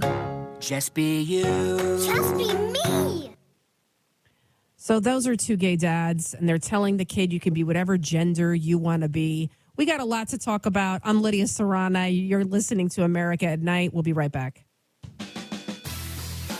This is America at Night with Rich Valdez. Call now, 833-4-VALDEZ. That's 833-482-5337. 833-4-VALDEZ. That's Valdez with an S.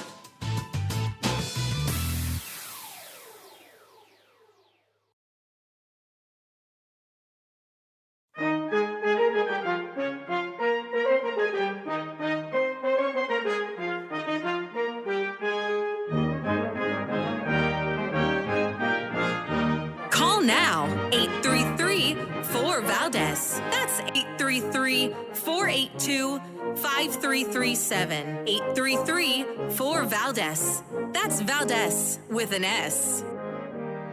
And welcome back to America at Night with Rich Valdez. I'm Lidia Curanaj. You can follow me on social media at Lidia News, LIDIANEWS at a 1 for Instagram. And you can watch me on Newsmax every Saturday at 5 p.m. to 7 p.m. Eastern. That's where I host a show there called The Counts, but I'm actually filling in this Saturday at 9 a.m., and then The Count will be pre-taped. And then on Sunday, I have a show, 12 noon Eastern until 2 p.m. called Sunday Agenda. We have all these great guests and great discussions, similar to what we're doing right now. But what makes radio even better than TV is not just I don't have to put on the hair and the makeup and the contacts and all that. Because I really hate putting on makeup and the hair. It's like, it's too much. But it's also, I love talking to people, talking to all of you, playing the cuts. Like before we went to break, I played that cut from Coco Lemon, and it was about, it's a popular show for babies and toddlers, ages 2 and up. And what I played for you was a little boy in a dress. He's in a dress dancing for his two gay dads. And the parents are telling him, the dads are like, you can be whatever you want to be. And it's, why are they doing this to our children? Why? Like, this is so crazy how they're confusing our children. They want them to inject themselves with poison, right? Because that's what those hormone blockers are. We'll talk about more. I want to get to the phone calls because a lot of people calling in. Let's go to Sky from you're from the Ozarks? That's interesting. Yes, Lake of the Ozarks in Missouri. Oh, nice to talk to you. I don't think I've ever talked to anybody from there. So what's on your mind, Sky? Well, I'm sure you have a lot of listeners. We fortunately live in an area where people still have brains. And I just wanted to say I'm so glad to hear you referring to Biden as a traitor. I've been feeling that and saying that for months. And recently I decided to design bumper stickers that have his picture and Benedict Biden on them. I like because that. That's how we need to think of him now. He is Benedict Biden. You ever notice that every move Biden makes, America's last, right? And our adversaries are first. So where you had President Trump make America first policy, right? Put America first. He's not saying we don't care about Israel, we don't care about this country or that country, but we got to put our self-interest first. Even Mother Teresa herself said, you have to take care of your family first. You have to do charity begins in the home. And yet you have President Biden. Where are his interests? Where do they lie with everybody else, whether it be China, Venezuela, and God only knows else, OPEC, you name it. They're getting richer by the minute, and the American taxpayer is getting poorer by the minute. Oh, absolutely. But I think that was part of a plan that actually started with Obama. And, I agree. He planted a lot of seeds, and I think he's still controlling the show, but he planted a lot of seeds in those 8 years, and Trump came in and cleaned house, and that's why they had to do what they're doing. And he is a traitor beyond any shadow of a doubt. And it's amazing to me, but I'm, again, so inspired to finally hear people being willing to use those words. That is what he is. And we are being invaded, period. Oh, by the way, I wanted to make a comment for that gal who called that was afraid and older and living alone. I understand. I'd like to make a suggestion, and what's going to make her feel a little better is to connect with her community. That's a connect great with idea. like-minded people, set up a group that will check on her, be with her, expand her circle. It will make her feel safer, plus learning how to use a gun. But aside from that, expand her community. Sky, you are a very smart, wonderful woman. Thank you so much for calling in, for your wise words of wisdom. I'm Lidia Curanaj, filling in for the great Rich Valdez, and we're going to take some more calls after the break. 1-833-4-VALDEZ with an S, 1-833-482-5337. You're listening to America at Night.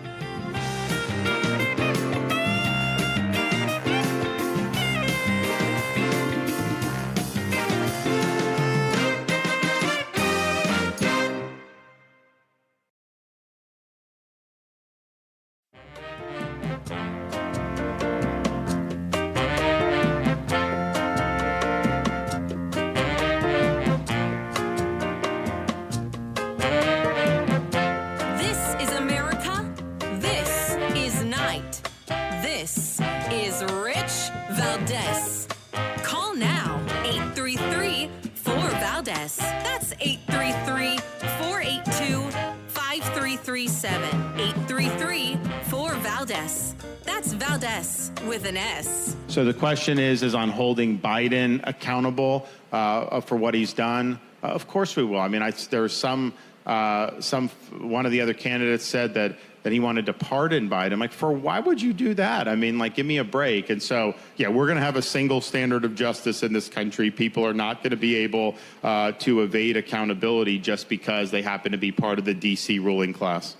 There you have it. That's Governor Ron DeSantis, presidential hopeful, saying he will hold Biden accountable for all the things that he has done to this country.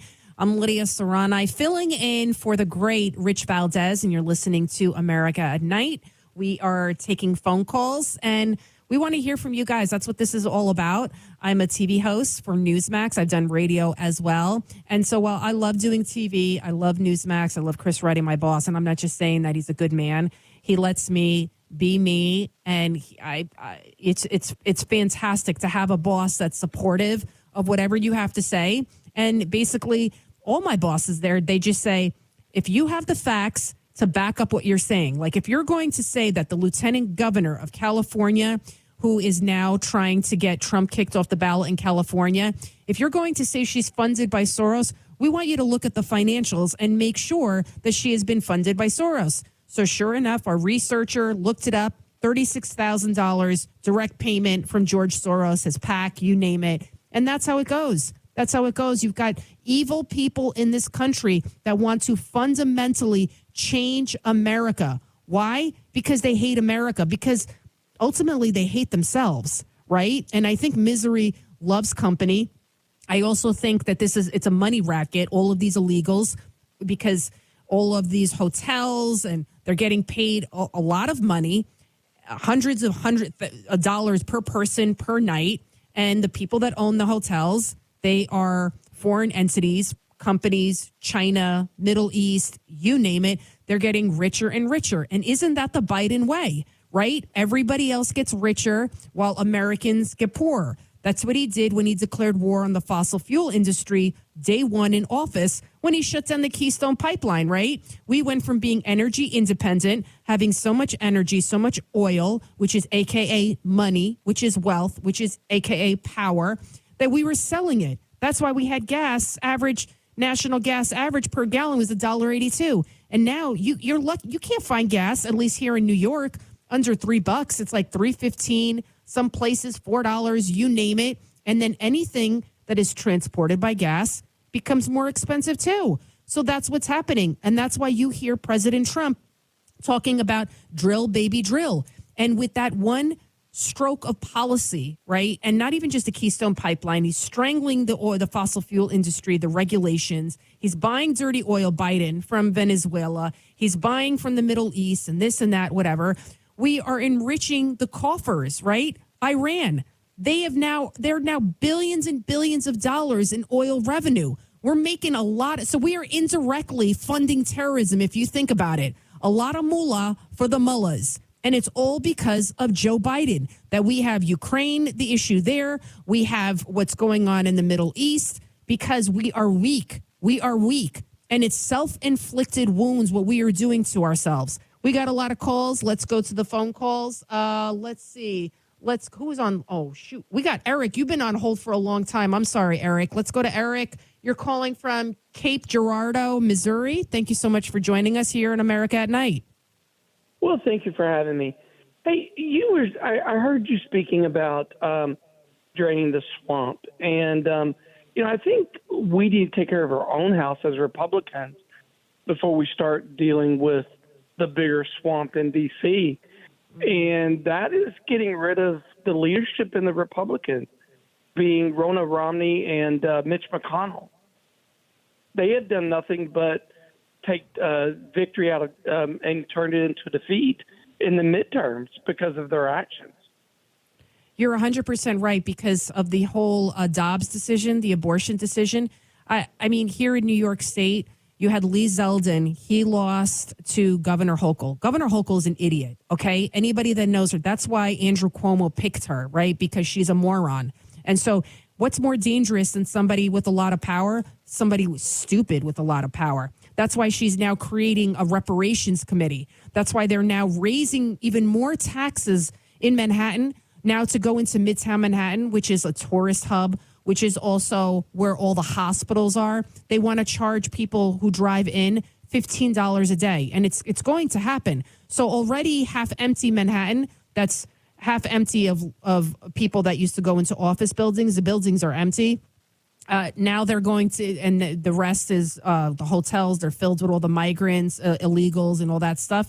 So now it's going to be even more empty. So this is what's happening. So Lee Zeldin, I remember he wasn't addressing that happens around that time where the Supreme Court said, you know what, we're going to send the abortion issue back to the states. In New York State, you can kill your baby up until the day it's born. Yes, it's legal. You could do it. Is it rare? 100%.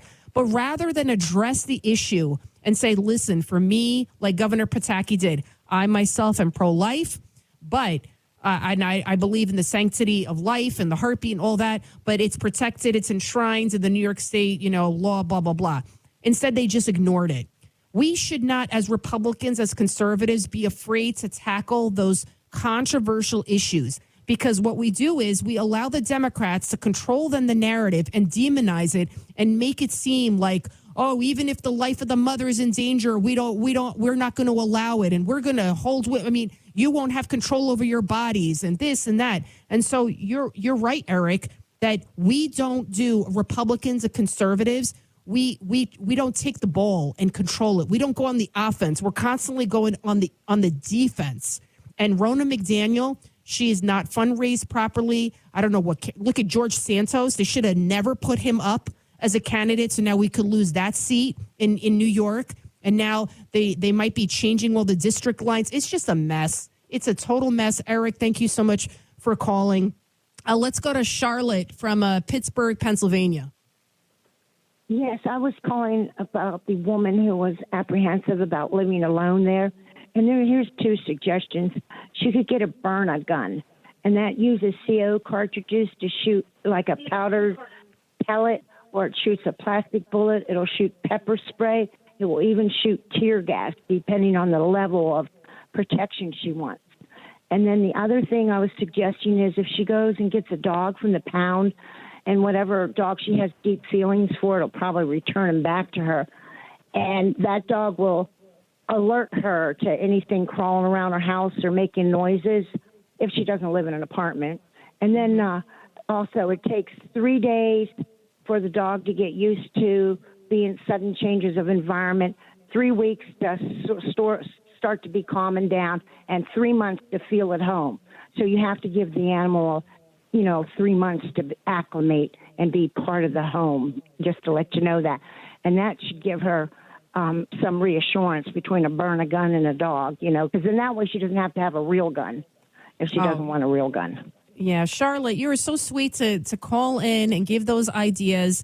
And it is so, I feel so like I feel bad because it's almost 1 o'clock in the morning and I'm having an elderly woman call in saying she's afraid. Another woman saying she's afraid to leave the supermarket. And this is all because of Joe Biden and the Democrats. It's really astounding to me that this is the America we now live in, that they are opening the doors. It's like everybody locks their door at night, right? You wouldn't leave your door open no matter how safe you think your neighborhood is. You see in Washington, D.C., around the White House, they've got gates, right? They've got guards. So why should we leave the door open at our southern border? We don't know who these people are.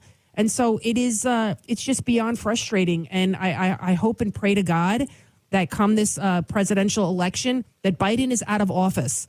That's what we need to do. We need to get Biden out of office. And you know what? Somebody was saying to me about Biden should step down.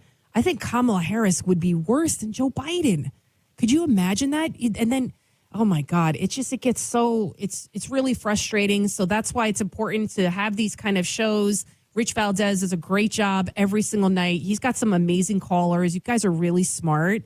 And I learned something from all of you as much as you're hearing stuff from me. So thank you so much for calling in. We're going to take some more phone calls right after this. I'm Lidia Curanaj. You can follow me on social media at Lidia News, LIDIA News, like you watch on TV, at a 1 for Instagram. You can watch me on Newsmax as well. And we'll be right back. I'll take more phone calls, 1-833-4-VALDEZ with an S. That's 1-833-482-5337. And you're listening to America at Night. This is America at Night with Rich Valdez. Call now, 833-4-VALDEZ. That's 833-482-5337. 833-4-VALDEZ. That's Valdez with an S.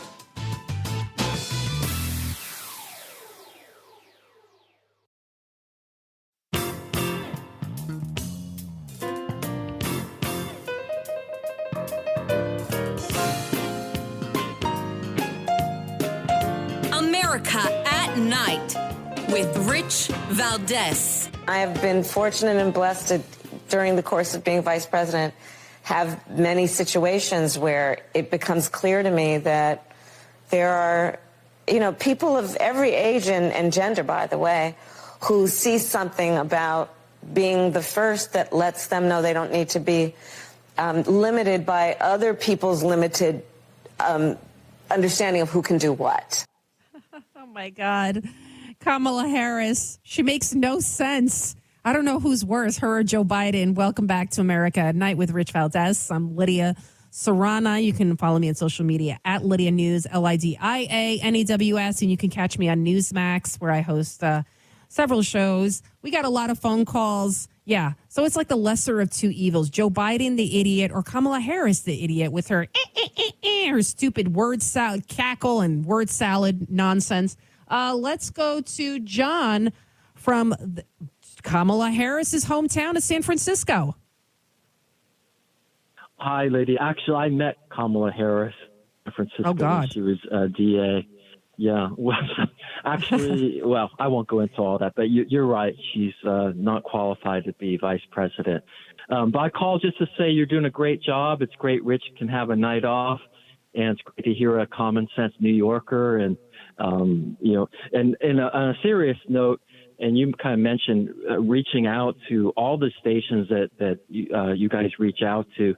And it's really great that as bad as things are that you kind of summarized, I think you pointed out a lot of callers are really intelligent. I think, and we're reaching a lot of stations throughout the U.S. I think people are waking up, and it will have an effect. And can I say on a fun level, though, also, I enjoy listening to the websites of a lot of the stations, whether a big city like Pittsburgh or a small town like Bedford, Indiana, and just kind of getting to know those areas also just through the radio website. So you're doing a great job, all of you, including the producers. All right. Thank you so much, John, for calling in. Thank you. And I'm sorry you had to meet Kamala Harris. I'm joking. Thank you for calling in. But you guys you're all, you care about this country. You're passionate. You care about your fellow man, your neighbor, your family, your friends. And that's why you listen to shows like America at Night with Rich Valdez, and you watch shows on Newsmax, because you're tired of the left-wing, radical left establishment media that they're just living a bubble world. It's easy for them to say, oh, poor migrants, or, oh, they're just here for. Meanwhile, they live in these luxury buildings with security, or they live on gated communities, and, they have guards.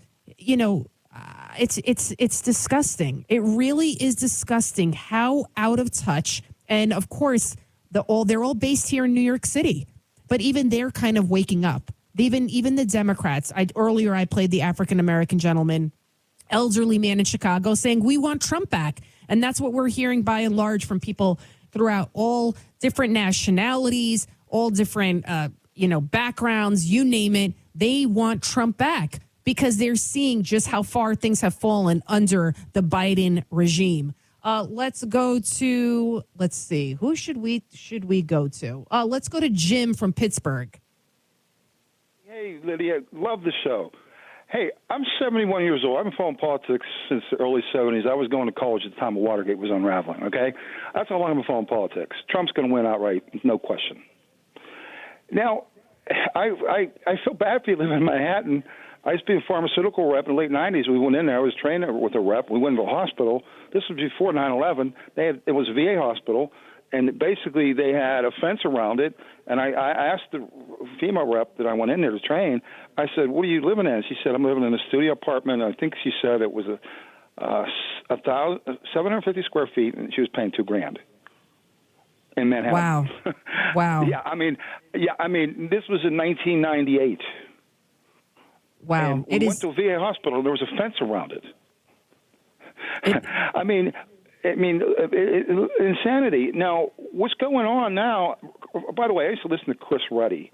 Chris Ruddy used to write for the Tribune Review in Pittsburgh. Mm-hmm. And I subscribed to the first newsman. I kind of got away from it. I was watching Fox, and I made a note when you're going to be on because I want to definitely hear you. You have a lot of enthusiasm, and you have a lot of common sense, which I hate to ask you. How old are you? I mean, I hate to ask you that question, but you're. I'm a millennial. I'm in my early 40s. I'm a millennial. I've been doing news. I was at CBS News. I was a production assistant. I graduated college a year early. I was smarty pants, and I was a production assistant with Dan Rather. So I've been around, but I credit it to my parents. Even though a lot of my friends are Democrats, you have a lot of radical lefties in New York City, but I credit my parents for, and then I lived in South Carolina for about almost 5 years. And that's where I really embraced country music and my love for the South. And I just, I love this country, and my parents love this country, and it's what I was raised with. And I think that's ultimately what it comes down to. And I'm very faith-based too. So I think that's another thing what the radical left tries to use as a weapon, and why they try to discredit our belief in God. Oh, sure. Why do you think they took out of the oath, the Democrats, I think the oath when Pelosi was there, they took it out of the oath because the Democrats don't want any religion at all, because then with religion there is morality involved.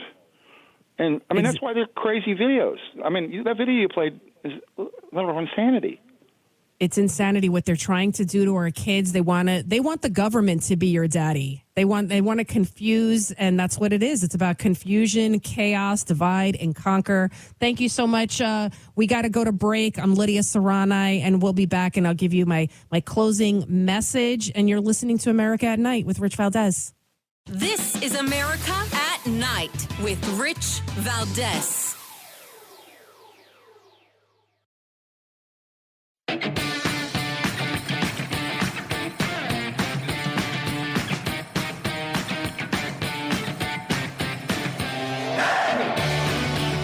This is America at Night with Rich Valdez. All right, welcome back. I'm Lidia Curanaj, filling in for Rich Valdez. I want to get, because I'm a sucker for people that have something nice to say to me. Let's go to line 4. Who is that? Real quick, because we're running out of time. Paul. Sorry, I didn't know what that said. Okay, Paul, what's up? Hi, Lydia. Yeah, I have to tell you, I watch you all the time on Newsmax, but you sound like over the radio like you're 22 years old. I have to tell you. Now, you was complaining about doing your hair and your makeup and all that, whatever. But I will tell you what, when you told that gentleman your age, you look fine for that age. And I hope I make your holiday. But Thank you so much, job. Paul. Yeah, Thank and you. I love you on Newsmax, too. I love all you guys on Newsmax. All of them. Merry Christmas, man. Merry Christmas to you, sir. Thank you, guys. I'm sorry, Dan, Noel, Carl, Linda, Jim. Thank you all so much for listening in tonight. I hope to be back again and talk to you again. Again, you can follow me on social media, Lidia News, Lidia News. And then at 1, you can follow me, watch me on Newsmax. And I was talking about it before. I truly believe that faith is the foundation for every relationship. You have to have some sort of faith in God. And I end every show that I do. Trust and remember that God is with you in all ways, always. No matter what the radical left has to say, God is with you in all ways, always. I'm Lidia Curanaj. God bless and have a great rest of your evening, morning.